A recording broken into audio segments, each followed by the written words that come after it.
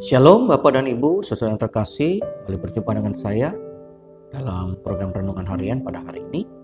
Dan seperti biasa sebelum kita mendengar firman Tuhan, mari kita tundukkan hati dan kepala, kita memimpin Roh Kudus di dalam doa. Kita berdoa. Bapa, terima kasih untuk penyertaan-Mu dalam kehidupan kami. Dan saat ini Bapa, kami hendak mendengar firman Tuhan yang boleh menjadi landasan dan kekuatan bagi kami untuk dapat melakukan segala aktivitas kami sepanjang hari ini.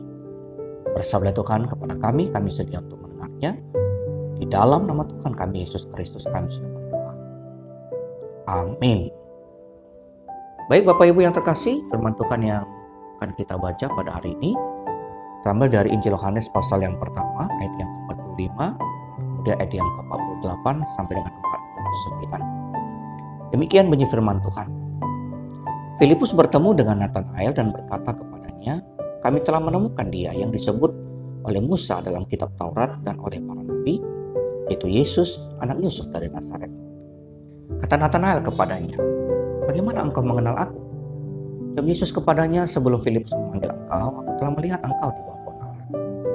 Kata Nathanael kepadanya, "Rabi, engkau anak Allah, engkau raja orang Israel."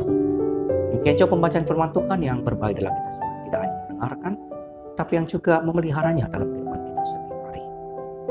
Baik Bapak Ibu yang terkasih, saya memberikan tema kecil dalam renungan pada pagi hari ini, yaitu bersaksi demi nama Tuhan Yesus. Bersaksi demi nama Tuhan Yesus.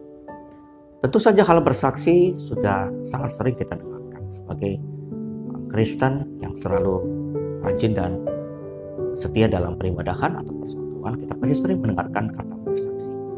Bagi saya, bersaksi bukan hanya sekedar hal yang bisa dilakukan, tetapi lebih daripada itu. Bersaksi adalah sebuah kewajiban setiap orang yang percaya kepada Tuhan kita Yesus Kristus. Kenapa? Karena sebagai orang yang sudah diselamatkan, sebagai orang yang sudah memperoleh pengampunan dosa, tentu kita wajib untuk boleh meneruskan berita itu kepada orang-orang sekitar kita, terutama bagi mereka yang belum mendengarnya dan yang belum diselamatkan. Nah, apa yang kita lihat dalam konteks firman Tuhan yang tadi kita baca, tentu saja kurang lebih sama dengan itu. Ada seorang yang berjumpa dengan Tuhan lalu menjadi percaya, dan setelah juga kemudian dia bersaksi kepada temannya yang belum mengenal Tuhan pada awalnya, lalu kemudian teman itu datang berjumpa dengan Tuhan dan kemudian beroleh juga iman dan menjadi percaya dan kemudian diselamatkan. Sebenarnya begitu jelas bagi kita dalam firman Tuhan tadi yang terjadi sesuai dengan konteks bersaksi yang kita maksudkan. Nah, tokoh yang dimaksud adalah Filipus. Filipus adalah salah seorang dari murid Tuhan Yesus. Ia yang pada awalnya berjumpa dengan Tuhan, lalu mengenal Tuhan Yesus dan menjadi percaya. Lalu selanjutnya ia mengajak temannya yang bernama Nathanael dalam konteks ini untuk juga datang dan percaya kepada Tuhan Yesus Kristus. Walaupun pada awalnya Nathanael meragukan atau tidak percaya tentang siapa Tuhan Yesus, namun pada akhirnya kemudian ia menjadi percaya juga. Setelah Tuhan Yesus menunjukkan kemahakuasaannya dengan membuka siapa dirinya sebenarnya, lalu memberitahukan apa yang biasanya dilakukan dalam kehidupannya sehari-hari. Nah, karena itu kemudian Nathanael begitu takjub, kemudian menjadi percaya dan sungguh-sungguh mengikut Tuhan di dalam kehidupannya. Nah, sebenarnya kalau kita lihat dari cerita ini, hal bersaksi itu begitu mudahnya, begitu sederhananya Bapak Ibu. Orang yang sudah mengenal, yang sungguh-sungguh mendapatkan kebenaran di dalam keselamatan Tuhan kita Yesus Kristus, lalu meneruskan berita ini kepada orang lain, sehingga orang itu pun menjadi percaya. Jadi yang diselamatkan tidak hanya orang yang membawa ini, tetapi juga orang yang dibawa. Dalam hal ini Filipus dan Nathanael. Lalu sekarang dalam konteks kehidupan kita pada saat ini, apakah kita juga bisa seperti yang dilakukan oleh Filipus? Tentu saja jawabannya bisa. Setiap orang Kristen tentu saja punya kemungkinan untuk boleh melakukannya. Tentu dengan syarat ia mau dan juga ia menggunakan hikmat di dalam melakukan ini. Tetapi memang kalau kita mau jujur mengatakan bahwa tidak semua orang mau melakukannya. Ada banyak alasan atau dalih yang sering kita katakan ketika kita disuruh untuk bersaksi demi nama Tuhan. Ada yang mengatakan malu, ada yang mengatakan takut, Ada yang mengatakan tidak tahu bagaimana caranya. Ada yang mengatakan tidak enak kepada orang, dan lain-lain dan sebagainya. Ada banyak jawaban-jawaban yang sering kali kita dengarkan, yang pada intinya adalah kita menolak untuk melakukannya.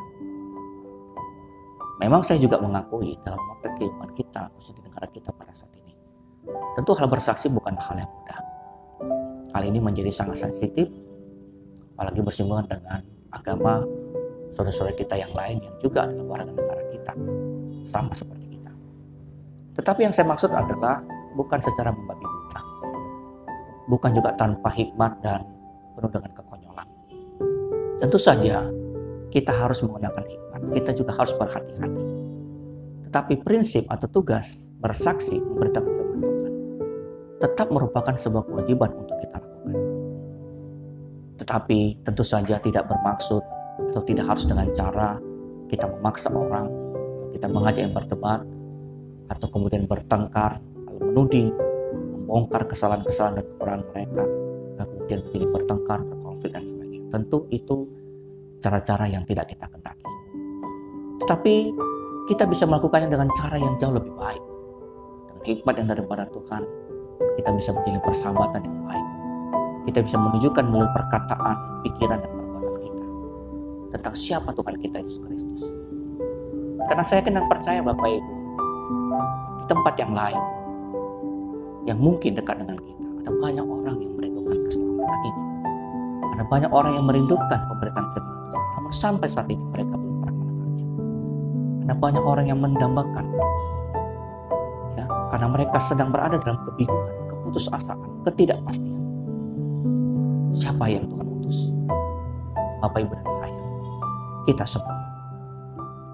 Tentu saja mereka akan sangat bersyukur. Lihat, karena apa yang dilakukan oleh Filipus, Natanael yang tadinya tidak percaya dan tidak diselamatkan, akhirnya beroleh kepercayaan dan keselamatan itu. Tidakkah kita juga rindu ada orang yang melalui kita, Bapak dan Ibu, juga menjadi percaya dan diselamatkan? Bukankah itu tugas kita yang mulia di dalam kehidupan kita pada saat ini? Tentu saja yang saya maksud adalah tetap menggunakan hikmat, supaya kita juga tidak mendapatkan masalah di dalam kehidupan kita. Tetapi prinsip tugas atau kewajiban dalam Injil bersaksi itu adalah tugas yang tetap harus kita lakukan di dalam kehidupan kita. Dan firman Tuhan pada sungguh-sungguh dapat kita mengerti, sehingga dapat kita lakukan di dalam kehidupan kita setiap hari. Amin. Kita kembali bersatu dalam doa. Bapa di surga, terima kasih untuk firman Tuhan yang kami dengarkan pada saat ini. Kami percaya Kau mengingatkan kami kembali Tuhan akan tugas dan tanggung jawab kami sebagai seorang Kristen yang harus bersaksi di tengah-tengah kehidupan kami. Berkati kami pada hari ini, berkati pekerjaan dan usaha yang kami lakukan. Berkati semua anggota kami Tuhan, keluarga kami Tuhan, dimanapun mereka berada. Lindungi juga kami Tuhan dari bahaya pandemi COVID-19 dan penyakit-penyakit yang lain yang tidak kami inginkan terjadi dalam kehidupan kami. Terima kasih Bapak, terima kasih. Inilah doa dan syukur kami Tuhan kepada-Mu. Hanya di dalam Tuhan kami Yesus Kristus, kami sudah berdoa dan bersyukur kepada-Mu. Amin. Shalom Bapak Ibu, selamat pagi, Tuhan memberkati kita semua.